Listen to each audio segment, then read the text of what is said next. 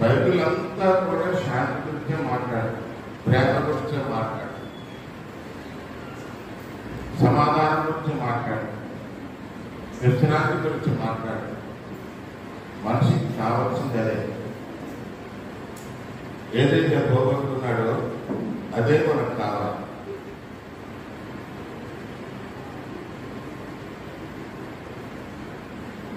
మరి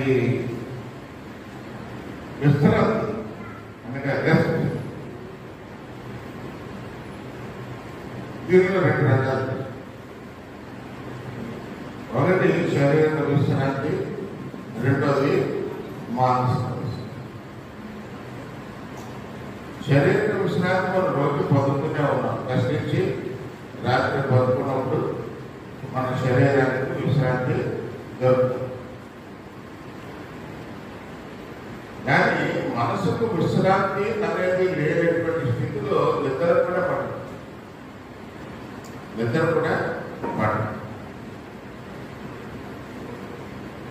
అదేంటి విశ్రాంతి అంటే ఊరట కలుగు చేసే విశ్రాంతి అంటే ఊరట, నెమ్మది కలిగి చేసేది. మన అవసరంలో తీర్చేటటువంటిది.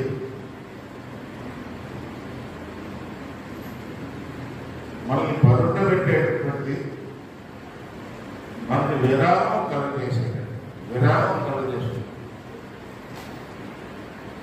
అటువంటి శాంతి మనకి కావాలి. ఎక్కడ దొరుకుతుంది ఈ శాంతి? ఎక్కడ దొరుకుతుంది అంటే అది దేవుడిలోనే దొరుకుతుంది. దేవుడు ప్రేమమయుడు, శాంతి స్వరూపుడు కనుక ఆ ప్రేమను, ఆ శాంతినే నీకు నాకు ఇవ్వడానికి ఆయన సిద్ధంగా ఉన్నాడు. ఆదాము పాపం చేసి అశాంతిని పొందేసుకున్నాడు. మానసిక వ్యధ, అశాంతి అంటే మానసిక వ్యధ. శాంతి అంటే ఏంటి? మానసిక విరామము లేదా మానసిక ఊరట. ఇది ప్రతి ఒక్కరికి కావాలి. ఎలా వస్తుంది? నాకు శాంతి లేకుండా ఉందండి, నిద్ర పట్టడం లేదని రాత్రి, ఏదో ఒక ఆలోచన, ఏదో ఒక బాధ, ఏదో కష్టం. ఇది ప్రతి నోట వచ్చేటటువంటి ఒక మాట. కానీ దేవుడు అంటున్నాడు, ఇది క్రైస్తవుడు నోట రాకూడదటువంటి మాట.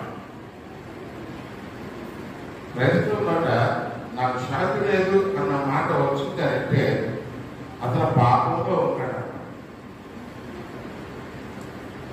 దేవుడిలోను, దేవుడి వాక్యంలోనూ మనం బలపడితే, ఏ దేవుడైతే శాంతి స్వరూపై ఉన్నాడో, ఏ దేవుడైతే కృపగల దేవుడు, ఆయన కృప మూలంగా మనకు శాంతిని అనుగ్రహించడానికి ఆయన కుమారుడైనటువంటి యేసుక్రీస్తుని లోపల పంపించారు.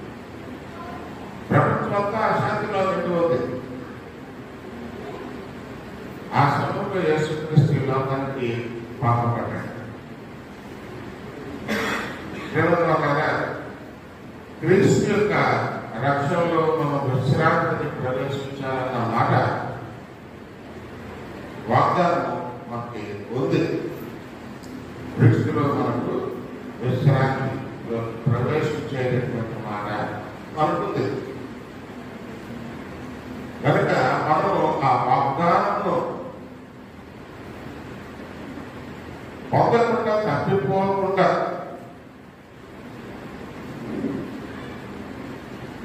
ఈ అశాంతి అనే భయం మనకు కలిగి ఉండకుండా ఉండాలి అంటే యేసుక్రీస్తు బోధలు మనకు మానసిక శాంతిని కలుగజేసే వాగ్దానం ఉందని మనం నమ్మాలి. యేసుక్రీస్తు బోధలు మనకి మానసిక విశ్రాంతిని కలుగజేస్తాయి.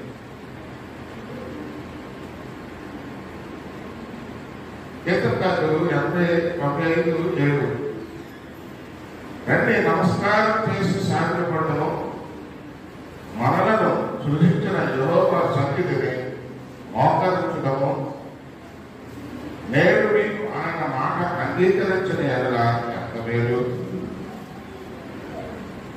అందరూ చదువుతాండి.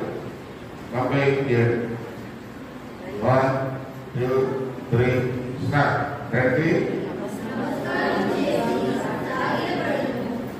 అందరూ సృష్టించిన యెహోవా సన్నిధిని మోకరించుదము. నేడు మీకు అంగీకరించిన ఎడలా ఆయన ఎదుట మోకరించి ఆయన మాటలు మనలో అంగీకరించారు. గత శనివారంలో మనం ఇక్కడ వచ్చాము. చక్కటి పాటలతో బయలుపరిచాము. ప్రార్థనా విజ్ఞాపనలతో మనం బలపరుచుకుంటున్నాం. కనుక ప్రేమైనటువంటి వారుగా ఆయన మాట పెడుతున్నాం, కానీ ఒక చెవును పెడుతున్నాం, ఒక చెవును వదిలేస్తున్నాం. వింటబడి పిందులు కానీ గ్రహించరు అని వాక్యం చెప్తుంది.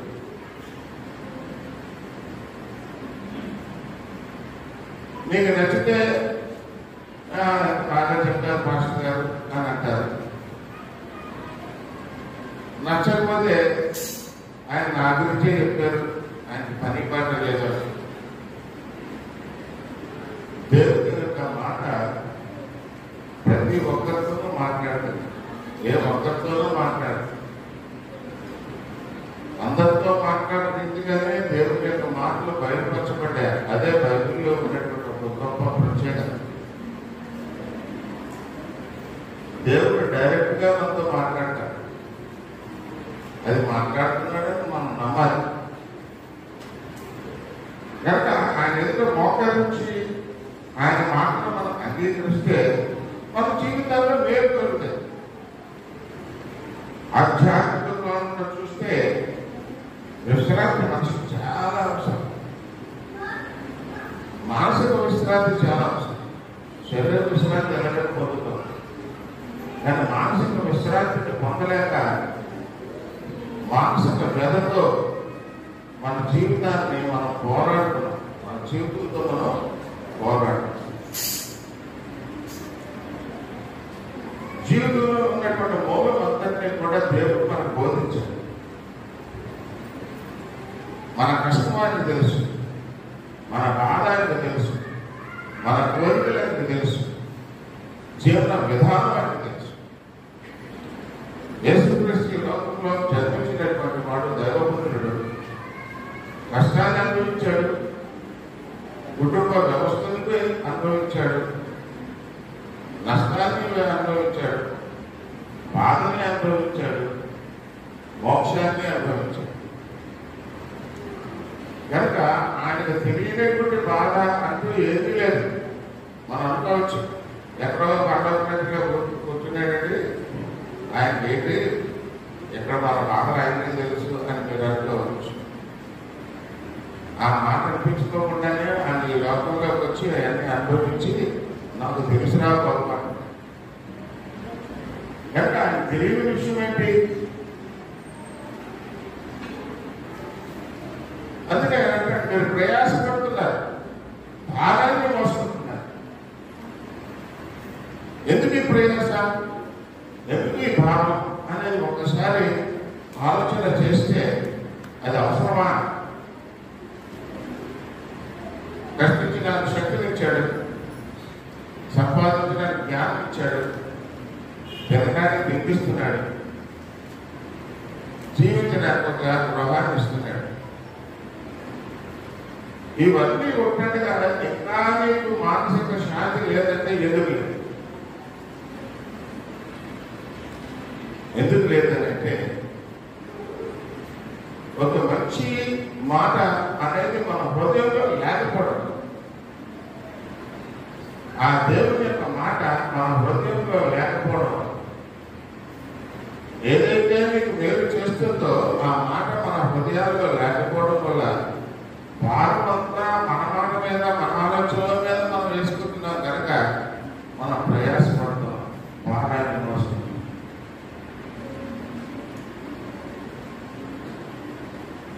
కనుక హెబ్రీ పత్రిక మనం చదివాము. అక్కడ 4వ వచనం 1వ వచనం అంటున్నాడు చూడండి.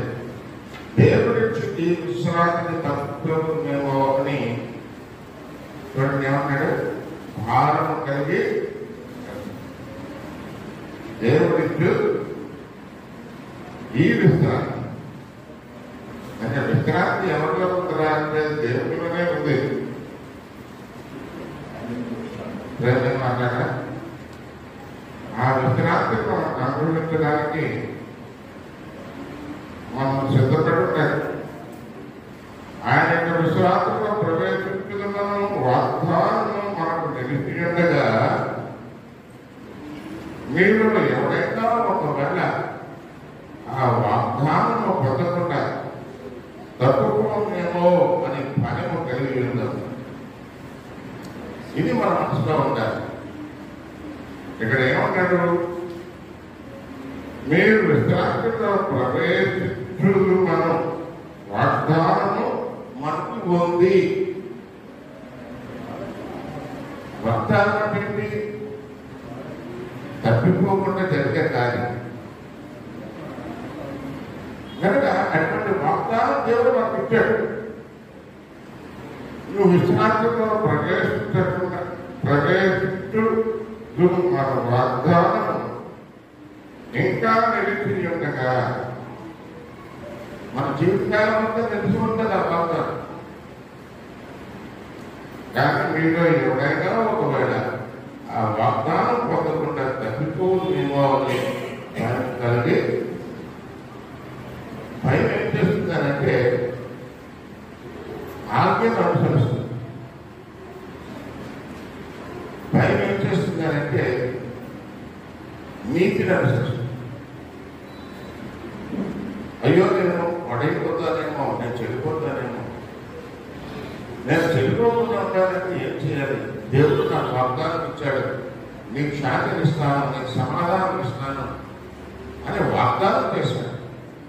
వాగ్దానం ఇచ్చేటటువంటి దేవుడు నమ్మదగినది. ఆయన నమ్మాలి. తప్పిపోతానేమో ఉన్న భయం మనలో ఉండాలి. భయం లేకుండా ఒక కడుపు అడ్డు కూడా వేయలేము. అందుకే అక్కడ యెహోవా భయభక్తులు కలిగి ఉండాలి. భయం అనేది ఉండాలి. ఆ భయం ఉండాలంటే నీకు భక్తి ఉండాలి, నమ్మకం ఉండాలి. నీవే నా శరణ్యం దేవా, నీవు తప్ప నాకు వేరే దేవుడు లేడు. నా కష్టంలో, నా నష్టంలో, నా వ్యాధిలో, నా బాధలో, నా పిల్లల యొక్క ఎదుగుదలలో, మా జీవితాలలో మేము విశ్రాంతి పొంది ఉండాలి అయినా అని మనము అనుదినము ఆయన్ని అడగాలి. రెండు మాట్లాడే ద్వితీయోపదేశకాండం 4వ అధ్యాయము 40వ వచనం అంటాడు, మరియు నీకును నీ తరువాత నీ సంతానం వారికి నీ క్షేమము కలుగుటకై. చూడండి వాగ్దానం, ద్వితీయోపదేశకాండము 4వ అధ్యాయము 40వ వచనం. మరియు నీకును నీ తరువాత నీ సంతానం వారికి క్షేమము కలుగుటకై నీ దేవుడైన యెహోవా సర్వకాలము నీకు ఇచ్చుచున్న దేశంలో నీవు దీర్ఘాయుష్మంతుడన్నట్లు దేవుడు నీకు ఆజ్ఞాపించు ఆయన కట్టడను ఆజ్ఞను నీవు కైకొను. ఇక్కడ చూసారా, ప్రతి వాగ్దానానికి ఒక నిబంధన ఉంటుంది. ప్రతి వాగ్దానానికి ఒక నిబంధన. ఏమిటా నిబంధన అని అంటే, దేవుడు ఆజ్ఞాపించు ఆయన కట్టడలను ఆజ్ఞలో నీవు అనుసరించి నడుచుకోవాలి, కైకొనాలి. అయితే ప్రేమైన వారిగా చదువుతున్న వాక్యము వాక్యంగానే మనం చదువుతున్నాం, వాక్యంగానే వింటున్నాం. కానీ అది ఆచరణలో పెట్టకపోవడానికి కారణం ఏంటంటే, అది వాక్యంగానే చూస్తున్నాం కానీ అనుసరించడం మనం చేయలేదు. దేవుడైతే అంటున్నాడు,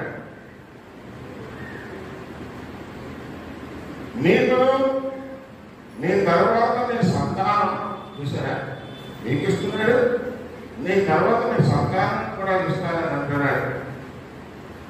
క్షేమం కలుగుటకే నీ దేవుడని యెహోవా సర్వకాలము నీ కూర్చుచున్న దేశంలో నువ్వు దీర్ఘాయుష్మంతుడు అన్నట్టు. ఆయన ఆజ్ఞలో ఆయన కట్టడను నువ్వు అనుసరించి కట్టున్నాడు. మరి కనుక ఏమడుగుతున్నాడు? బంగారం అడుగుతున్నాడా, వెంట అడుగుతున్నాడా, మీ సంపాదన అడుగుతున్నాడా, ఏమడుగుతున్నాడు?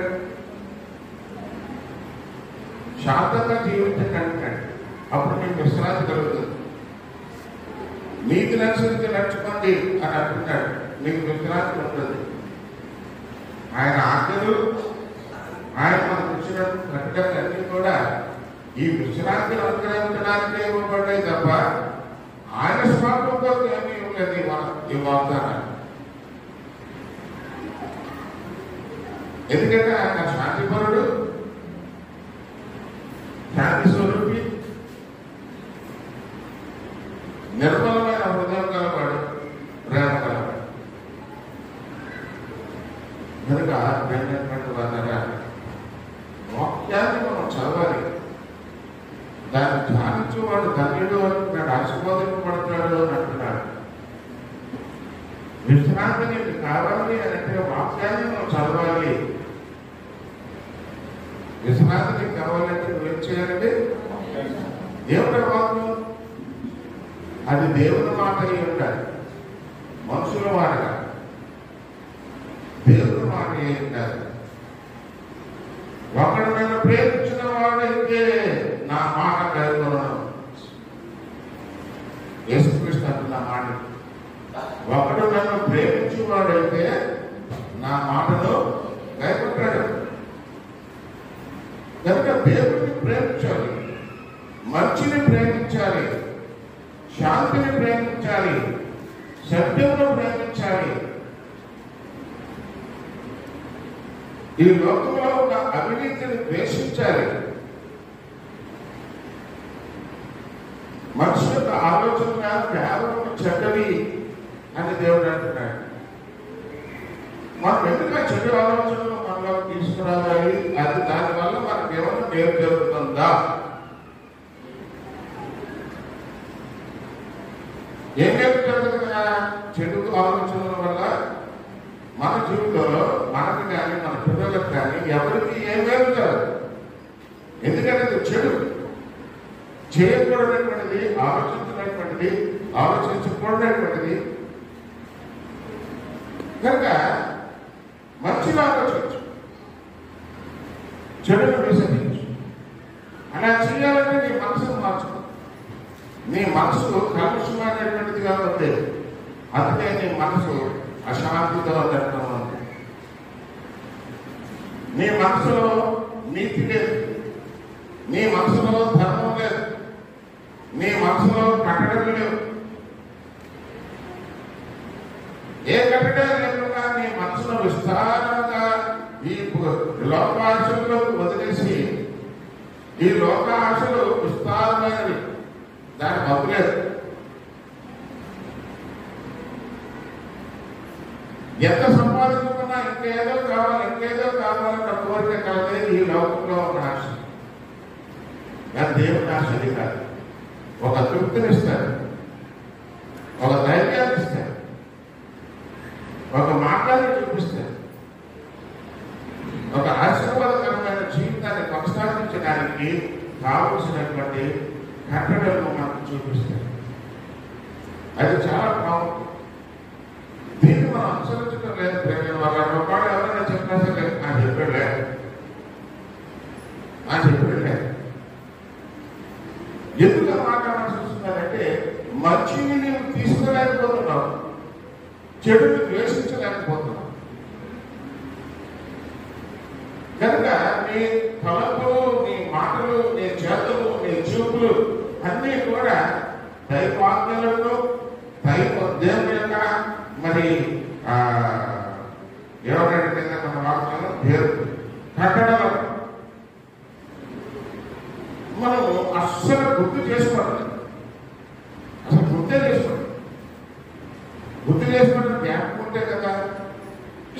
చదువుతున్నావు వదిలేస్తున్నావు, వింటున్నావు వదిలేస్తున్నావు.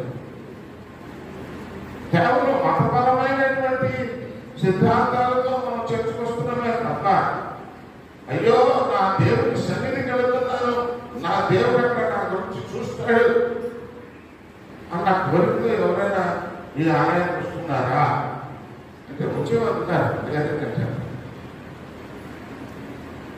దేవుడి సన్నిధానం కోరుకునే వారు ఎప్పుడూ కూడా దేవుడి సన్నిధానాన్ని వదలరు. ఎందుకంటే ఆయన మాట్లాడే ప్రతి మాట నాకు విశ్రాంతిని కలుగజేసి, నీకు విశ్రాంతిని కలుగజేసి, అందరికీ విశ్రాంతిని కలుగజేసి. కనుక ఒకడు నన్ను ప్రేమించిన వాడైతే నా మాట గైకొను, అప్పుడు నా తండ్రి వాడిని ప్రేమించడు. యోహాను 14:20. యోహాను 14:20. చూడండి, చదవండి. ఒకటి అందరూ చదవలసిన వాక్యం. యోహాను 14:20.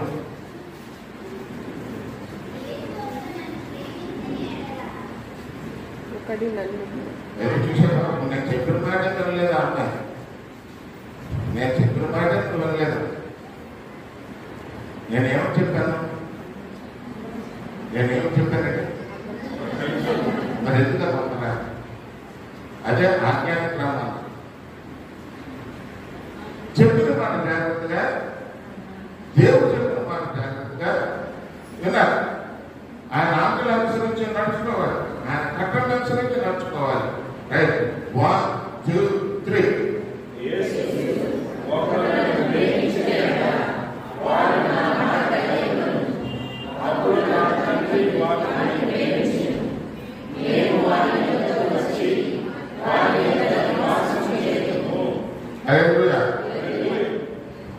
దేవుడు ఏం చేయాలంటే మనం ఏం చేయాలి? కూడా ప్రేమిస్తే ఏం చేస్తాడు? ఏం చేస్తాడు? ప్రేమించి ఏం చేయాలి? ఏమా ప్రేమించి ఏం చేయాలి? అబ్బాయి ఉన్నవాడు ఏమా మాటలు వినాలి, ప్రేమించాలి, ఆయన మాటలు వినాలి. అప్పుడు ఏం జరుగుతుంది? అప్పుడేమవుతుందమ్మా? ఎవరు ప్రేమిస్తాడు? ఎప్పుడు ప్రేమిస్తాడు? ఆయన మాటలు గైకొన్నప్పుడు. ఇంకోటి పెట్టాడు అంత వల్ల అవకాశం ఏంటది? మాటలు గైకొనడం వల్ల అంటే ఎలా గైకొంటాం? వాడి యొద్దకు వచ్చి ఎలా గైకొంటారు? దేవుడి మాటలు గైకొనాలి. గైకొనాలంటే నీకేం కావాలి? అక్కడే వాక్యంలోనే ఉంది. అందుకే చదువుతారు కానీ దాన్ని గ్రహింపడు. అట్లే ఉంది. అదేనా చెప్పండి. నువ్వు ఆయన మాట గ్రహించాలంటే ఆయన ప్రేమించాలి.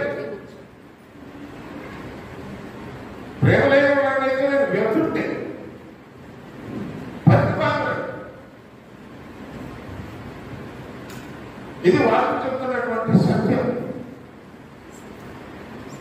కనుక దేవుని యొక్క నిజంగా నీకు ప్రేమ ఉంటే ఆయన మాటలు వింటావు. ఆయన మాట వింటే నీకేమిటి లాభం?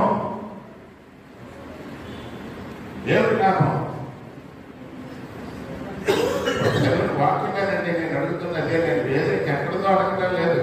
ఇప్పుడు మీరు అందరూ కలిసి చదివారు కదా, ఆ వాక్య భావాన్ని అర్థం చేసుకోలేకపోతే మీరు విశ్రాంతిలో కలపిస్తారు. మీకు విశ్రాంతి ఉంటుంది. అక్కడ ఏం రాశాడు? ప్రేమించి ఆయన మాటలు విననేయగలరా?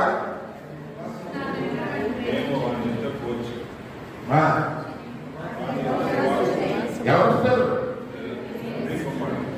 ప్రేమించి ఆయన మాటలు వింటే దేవుడు నీ ఇంటికి వస్తాడు, నీ దగ్గరికి వస్తాడు, నీ ఇంట్లో నివాసం చేయదు. నీ ఇంట్లోనే నీతో పాటు నివాసం చేస్తాడు. హల్లెలూయా. ఎప్పుడు నివాసం చేస్తాడండి?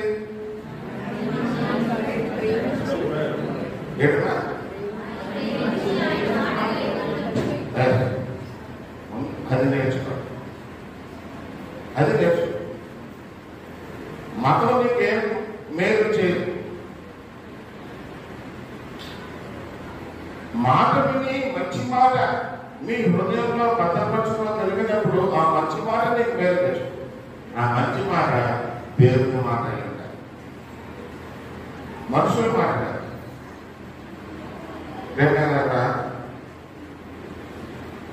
నిర్గమకాండ 33:14 అంటాడు, తీయకది నా సన్నిధి నీకు తోడుగా వచ్చును, నేను నీకు విశ్రాంతిని కలుగా. ఎప్పుడండి నా సన్నిధి నీకు తోడుగా ఉండను అని ఎక్కడన్నాడు? ఇప్పుడు మీరు చదువుతుందంటే ఎక్కడన్నాడు? ఏమొస్తున్నారు? ప్రశ్నగా మేము చేసేస్తామండి, చేసుకుని పోతాం, మాకేమైనా ఇబ్బంది ఉండదు. కానీ ఎందుకు మీకు పని చేయనప్పుడు ఆ ప్రసంగం వేస్ట్. మీరు ముందు చదివిన దాంట్లో ఆయన ప్రేమించి ఆయన మాటలు వింటే ఆయన ఏమన్నాడు? నీతో పాటు నేను నివాసం చేస్తాను అన్నాడు. నీతో పాటు నివాసం చేస్తే అక్కడ ఏమన్నాడు? నివాసం చేసుకుంటే నీకు తోడుగా. నివాసం చేసుకోవడం ఏమైందండి? నీకు తోడుగా. అంటే ఆయన నివాసం చెయ్యాలి కదా, నీతోటి నివాసం చెయ్యాలంటే నువ్వు ఆయన ప్రేమించాలి కదా, ఆయన మాట వినాలి కదా. మాట వినకపోతే తండ్రి నీ ఇంటికి ఎందుకు ఉంటాడు? ఉండడు. అదే ఇక్కడ చెప్తున్నటువంటి సత్యం. నా సన్నిధి నీకు తోడుగా వచ్చును, నేను నీకు విశ్రాంతిని కలుగజేతును. మీ ఇంటిలో నేను ఉన్నట్లయితే, నీ నివాసంలో నేను ఉన్నట్లయితే, నువ్వు నన్ను ప్రేమించినట్లయితే, నువ్వు నా మాట విన్నట్లయితే నీకు విశ్రాంతిని నేను కలుగు చేస్తాను అంటున్నాడు. హల్లెలూయా. అది నీకు కావాలా వద్దా? ఎంతమందికి విశ్రాంతి కావాలి? ఎంతమందికి కావాలి? అక్కర్లేదు, చేయలేదు. కానీ అందరికీ కావాలి. మన అందరికీ కావాలి అంటే ఒక మార్గం చూపిస్తున్నాడు కదా దేవుడు. ఆ మార్గాన్ని ఎందుకు ఆచరించలేకపోతున్నాం మనం? ఆ మార్గాన్ని ఆచరణలో పెట్టాలి కదా. ఆయన ప్రేమించాలి కదా. రెండు నమస్కారం చేసి సాగపడదాము, మనం సృష్టించిన ఎవరో సన్నిధిని మోకరిస్తాము. నేను మీరు ఆయన మాట అంగీకరించిన ఎంత మేలు. ఆ మాటను అంగీకరించి ఆయన ప్రేమించిన నీకు మేలే మేలు, మేలే మేలు.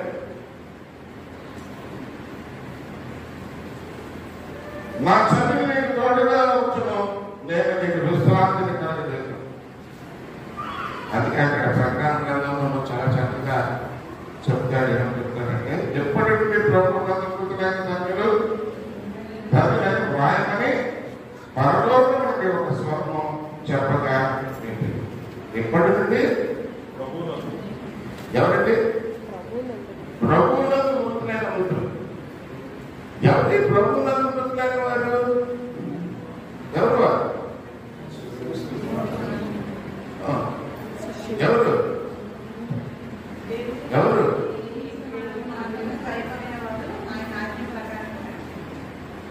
ఆయన ప్రేమించేటటువంటి వారు. ఆయన మాటలు సింపుల్ గా మాట్లాడుతున్నామంటే, వాక్యంలో ఏదో మాట చెప్పేసుకుందామంటే ఆ మాట అందరికీ అర్థం. సింపుల్ గా నేను మీకు సింపుల్ గా బోధిస్తున్నాను. వాక్యంలో ఉన్న మాటలు నేను మాట్లాడటం లేదు. ఆ మాటల యొక్క అర్థాన్ని సింపుల్ గా అర్థమయ్యేటట్టు చెప్తున్నాను. ఏమన్నాడు? ఎక్కడ నేను ఏం చేశాను? ఎప్పటి నుండి? ప్రభువునందు మృతులైన మృతులు అంటే చచ్చిన డబ్బులేనా? మనం చచ్చిపోవాలి. చచ్చిపోయాడే కదా, మనం చావా? ఎంతమంది చావు చేతులు చూపించండి. ఒకరోజు అందరూ బాగుంటుందే కదా. కనుక ప్రభువునందు చనిపోయేటట్టు చూసుకో. దేవుని యొక్క ప్రేమ కలిగి, దేవుని యొక్క మాటల యొక్క గౌరవం కలిగి నువ్వు నడుచుకున్నట్లయితే ఆయన అంటున్నాడు, నేను నీ ఎదురు వచ్చి నీ వద్ద నివాసం ఉంటాను, నీతో పాటు నేను ఉంటాను. నేనున్నట్లయితే నీకు విశ్రాంతి కలుగుతుంది. నేనున్నట్లయితే దేవుడు నీ ఇంట్లో ఉంటే ఏం కలుగుతుందండి? విశ్రాంతి కలుగుతుంది, శాంతం, అంత ఆనందమే. అంత ఈ ఆనందం గృహంలో ఎందుకు ఉంటారు?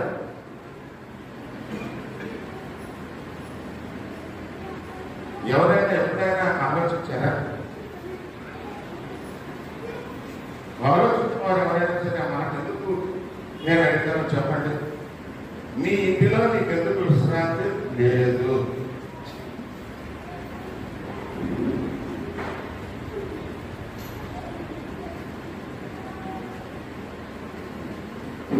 మీకు కూడా విశ్రాంతి లేదు. ఎందుకు లేదు? ఎందుకు లేదు చెప్పండి. మీరు ఏం చేస్తున్నారు? మీకు ఎందుకు విశ్రాంతి లేకుండా పోయింది? మీ ఇంట్లో ఎప్పుడు చూసినా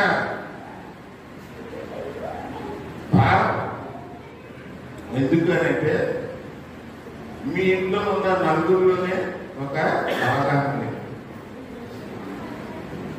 మీ ఇంట్లో ఉన్న నలుగురిలోనే ఒక అవగాహన లేదు. దేవుడి మీద భయభక్తులు లేదు, దేవుడి మీద ప్రేమ లేదు. దేవుడి వాక్యం గురించి మాట్లాడతాం కానీ ఆ వాక్యంలో ఉన్న భావం ఏమిటో మనకు తెలియదు. పరిస్థితి క్రైస్తవుని నేను క్రీస్తుని కలిగి ఉన్నవాడిని అని అంటారు. ఎక్కడ ఉన్నాడు క్రీస్తుని? ఇంట్లో. మీ ఇంట్లో మీ నలుగురి మధ్యన ఒక అవగాహన లేకపోవడానికి కారణం ఏంటి? కారణం ఏంటంటే నేను ఒక అహంభావము మనల్ని చంపేస్తుంది. మన ఆలోచనలన్నింటినీ కూడా సంకుచితమైన భావాలతో కప్పిస్తుంది. అయితే అన్నమాట అంటే నేను అన్నమాట ప్రథమ మాట మనుషులకి అంటే నేను అన్నమాట ప్రథమ మాట అయిపోయింది. దేవుడు అన్నమాట అక్కడ రావట్లేదు. దైవశక్తి గురించి మనం మాట్లాడటం కానీ అతనికి అవకాశమే మనం ఇవ్వటం లేదు. ఇవ్వకుండా నేనే ఏమిటో వేసేది వల్లగాడికి పోయేవాడు నువ్వు ఏం చేస్తున్నావు? నువ్వు చేయగలిగింది ఏంటి? నేను ఇప్పుడు ఎవరినంతా కూడా ఒకే మాట నేను అడుగుతాను. ఎవరికి అడిగినా సరే నీ జీవితంలో ఇప్పుడు నువ్వు ఏం సాధించావు? అసలు పుట్టినరోజు జరిపించుకుంటావు, ఎంత ఆనందం చేస్తాం. పెళ్లి రోజు సమయం జరిపించుకుంటాం. నీ పెళ్ళి 10 సంవత్సరాలైనా 50 సంవత్సరాలైనా నీ దాంపత్య జీవితంలో మీరు సాధించింది ఏంటి?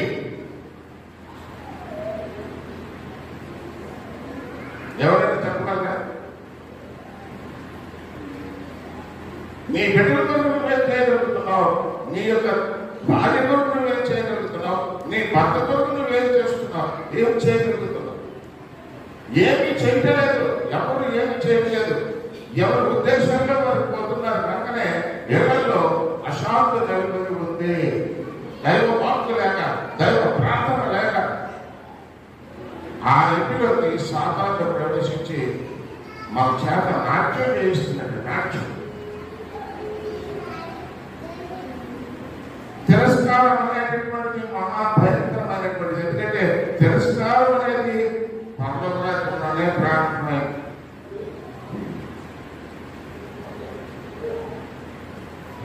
ఏ రోజు తిరస్కరించిందని దేవుడే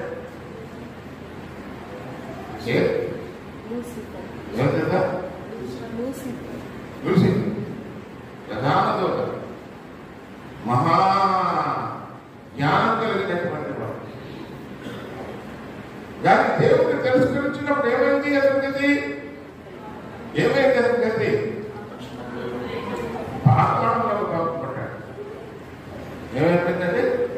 పాతాళంలో బంధింపబడ్డాడు లూసిఫర్. ఇప్పుడు లూసిఫర్ బయటలేడు, బంధింపబడే ఉన్నాడు, బతికాలంలోనే ఉన్నాడు.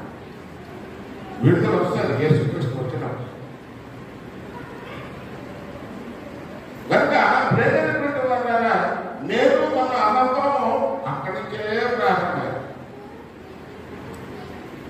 నేను అన్న అహంకారం కంటే అమ్మ పండు తీసుకో, అన్నీ నేను అన్న మాటలనే ఉంది. పాపం అంతా కూడా అందులోనే ఉంది కనుక ఎప్పుడు కూడా నేను అని అనుకోవాలి. What are we are nothing. మనం చేయగలిగి చేయాలని చెప్తున్నాడు దేవుడు. తెలుసా? That's what you wanted.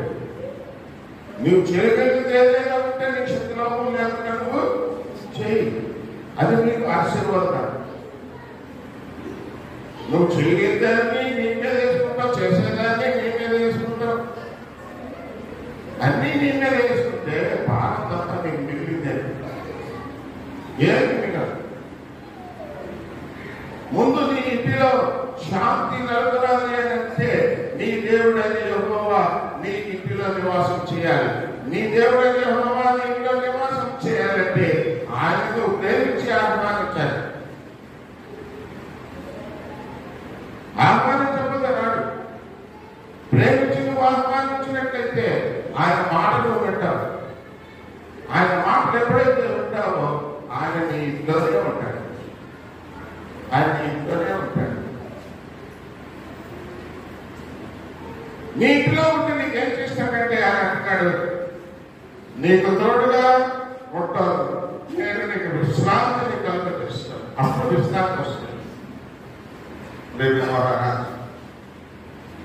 అసలు క్రైస్తవులే దేవుని మాటను శ్రద్ధగా వినేవారు లేరు, ఆచరించేవారు లేరు. దేవుడి మాట ఏదో విశ్వాసం ఉంచేవారు లేరు. దేవుడి మాట ఏదో విశ్వాసం ఉంచేవారు.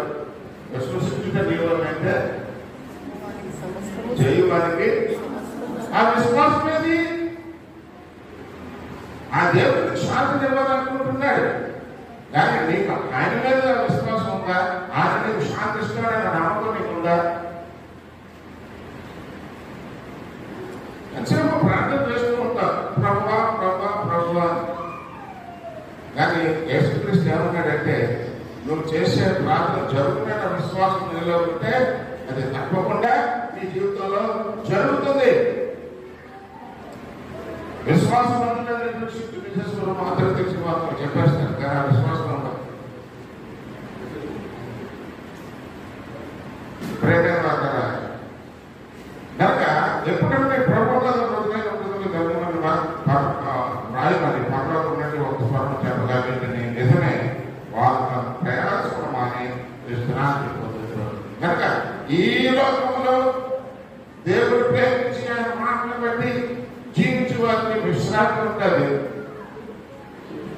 వారు శరీరంగా మరణించిన ఆత్మీయంగా విశ్రాంతిలోకి ప్రవేశిస్తారు. అలాగే వారే దేవుళ్ళలోకి ప్రవేశిస్తారు. ఎక్కడ నీకు శాంతి లేనటువంటి స్థితిలో అక్కడ నీకు శాంతి ఎలా వస్తుంది? ఇక్కడ శాంతిని ఎప్పుడు పోగొట్టుకుంటున్నావు? నువ్వే పోగొట్టుకుంటున్నావు. నీ ఇంటిలో గల్బిలి అవుతుంది అంటే ఎందుకు గల్బిలి అవుతుంది? నువ్వే గల్బిలి చేసుకుంటున్నావు. ఆలోచన లేదు, దర్శనం లేదు, నమ్మకం లేదు, ప్రణాళిక లేదు. ఎలా పోతుందిరా నా జీవితం అంటే గాలికి చేరగొట్టుకో పొట్టుకునే జీవితాలన్నీ కూడా పట్టుకుపోతున్నాయి.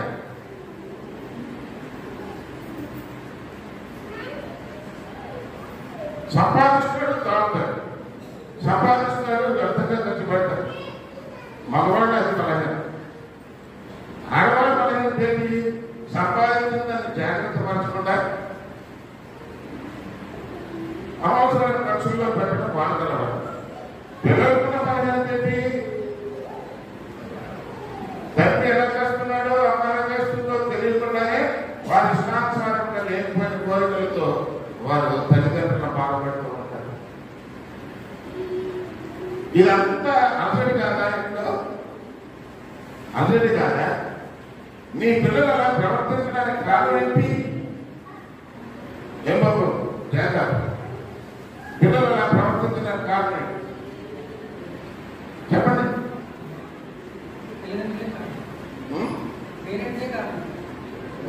ఏ కారణం అంటున్నారు?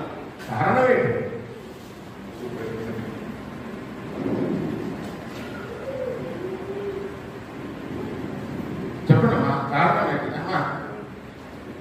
చెప్పమా కృష్ణమే అబ్బో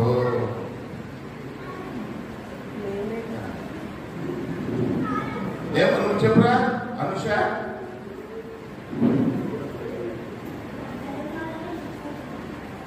బహురాజు నువ్వు చెప్పు జయ నువ్వు చెప్పుమా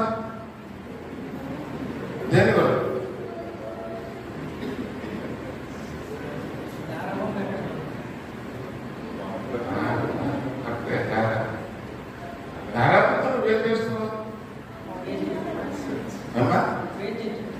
స్వేచ్ఛ నుంచి నువ్వు ఏం చేస్తున్నావు? సంగతి ఏంటంటే నీ కష్టము నీ పిల్లలకు తెలియకుండా చేస్తున్నావు. అలా కావాల్సిన కరెక్ట్ పని పిల్లలు టైం ప్లాన్ చేస్తున్నారు. ఆడపిల్లలు 10%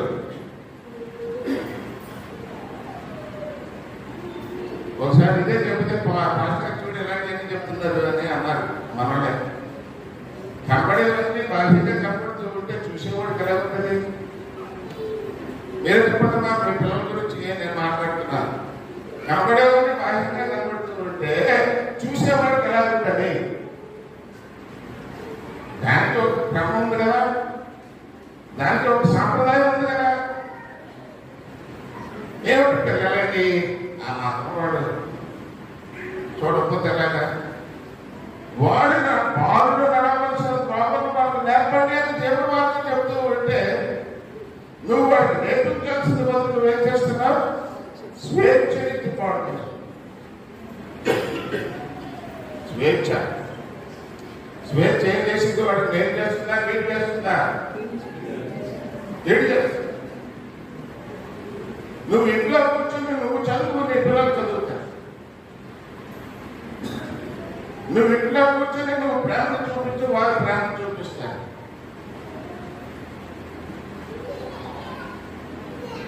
రాత్రి ఎప్పుడో 9:30 నువ్వు వచ్చి నువ్వు పిల్లలతో ఏం గడుపుతావు? ఏమంటే నాకు ఫ్రెండ్స్ ముఖ్యమా, నీ పిల్లలు ముఖ్యమా? నీకు తిరుగుడు ముఖ్యమా, నీ కుటుంబం ముఖ్యమా? నీకు ఎందుకు 9:30 వెళ్ళాలి? ప్రేమ లేదు. నువ్వు ప్రేమించేవాడు అయితే తప్పకుండా నువ్వు వీటిలో వెళ్తావు, జగన్ వెళ్తావు. నువ్వు చేయాల్సిన చేస్తావు. తల్లులు అలాగే ఉన్నారు. వాడి పనులు నేర్పించరు. ఈ బుక్ తీసి లోపల పెట్టారంటే ఇది తీసుకెళ్ళి ఇదే ఎక్కడో దగ్గర పడేస్తారు. తర్వాత ఎప్పుడో మనం సరే ఆ ప్రశ్న ఎక్కడ ఉందంటే ఎక్కడుంది? ఇక్కడే పెట్టాను. ఎందుకు అంటున్నాడు అక్కడ? ఎందుకు అంటున్నాడు అలా చెప్పండి. బాధ్యత కాదు. ఎందుకు అంటున్నాడు?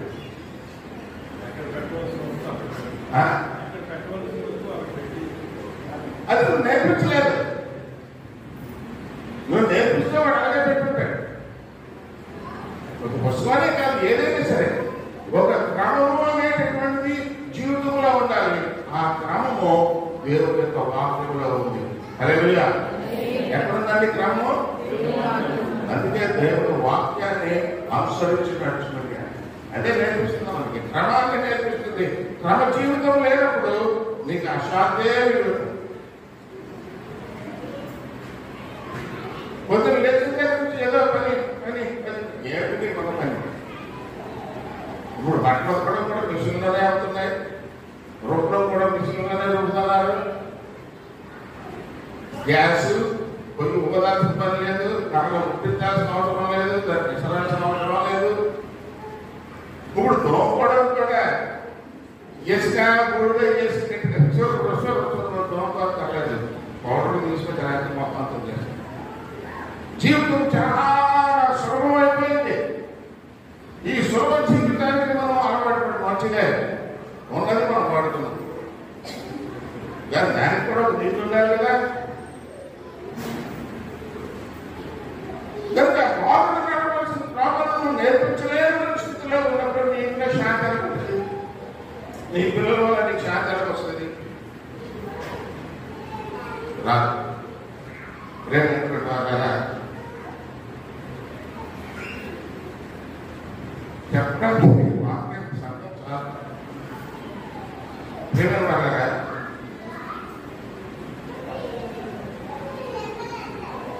రెండో వచనం హెబ్రీ 4 రెండో వచనంలో ఏమంటున్నాడు చూడండి.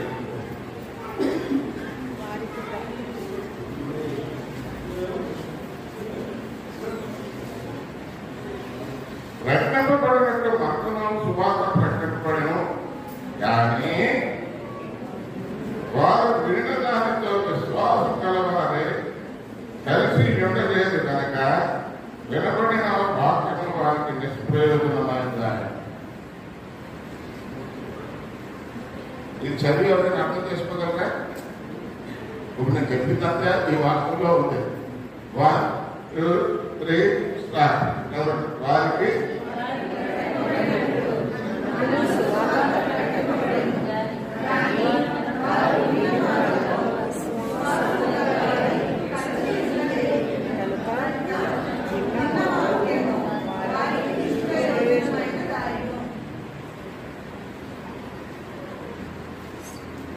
ఏమిటి విన్నారు? మీరు ఏమిటి వింటున్నారు? చదివిదానిపైనే ఆన్సర్ ఉంటారండి.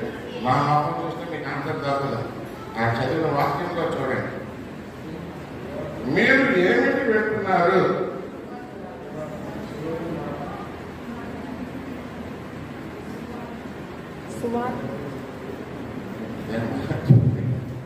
ఏమిటి వింటున్నారు? సువార్తగా ప్రకటింపబడినటువంటి మాట. సువార్త అంటే అన్ని సువార్తలే, కానీ ఒక పింపార్టెడ్గా మనకి కొన్ని ప్రకటనలు వస్తాయి. ఆ ప్రకటింపబడినటువంటి దాన్ని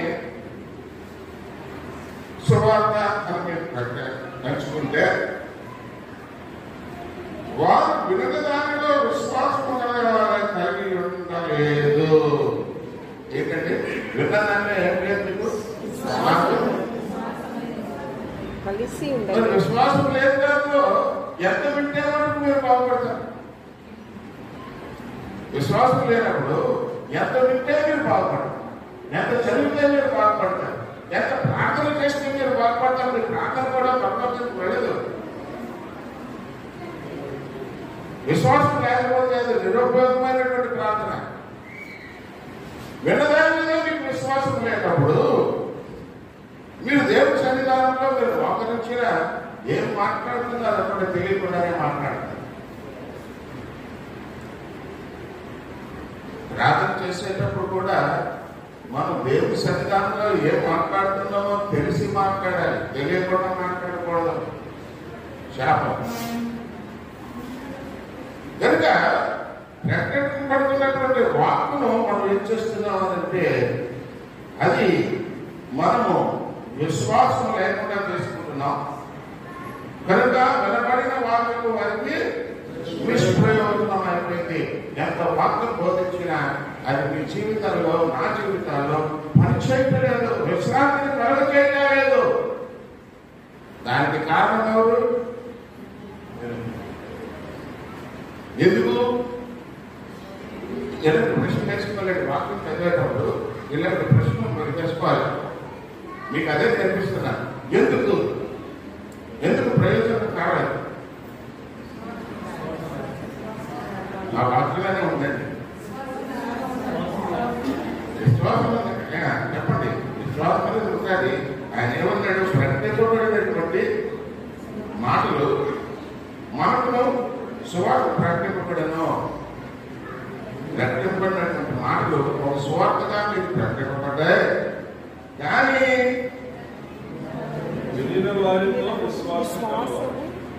ఎవరైతే చెప్తున్నారో వారి మీద మీకు విశ్వాసం ఉండదు, ఆ మాట మీద విశ్వాసం. పాస్టర్ గారు ఇంగ్లీష్ నుంచి వాళ్ళకి బోధిస్తారు. చెప్పారు కనుక నిద్ర నుంచి లేచినోడు ఉంటారు. ఎప్పుడు ముగిస్తారు రావాలు అని చూసేవాళ్ళు ఉంటారు. ఎందువల్ల? ఆ మాట మీద మీకు విశ్వాసం లేదు, ఆ వాక్యం మీద మీకు విశ్వాసం లేదు, ఆ వాక్యం చెప్తున్న వాడి మీద మీకు విశ్వాసం. మరి విశ్వాసం లేనప్పుడు అది ఏమైపోతుంది? ఆ సువార్త అంతా కూడా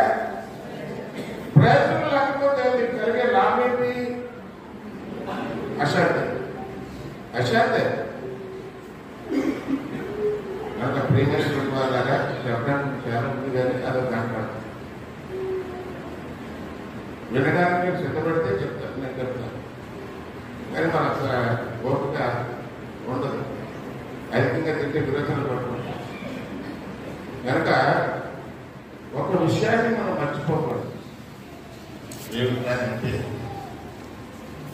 నమస్కారం చేసి సాయపడి మనల్ని సృజించిన యెహోవా సంగతిని మోకరించడము, నేను మీకు ఆయన మాటను అంగీకరించిన మీరు మేలు.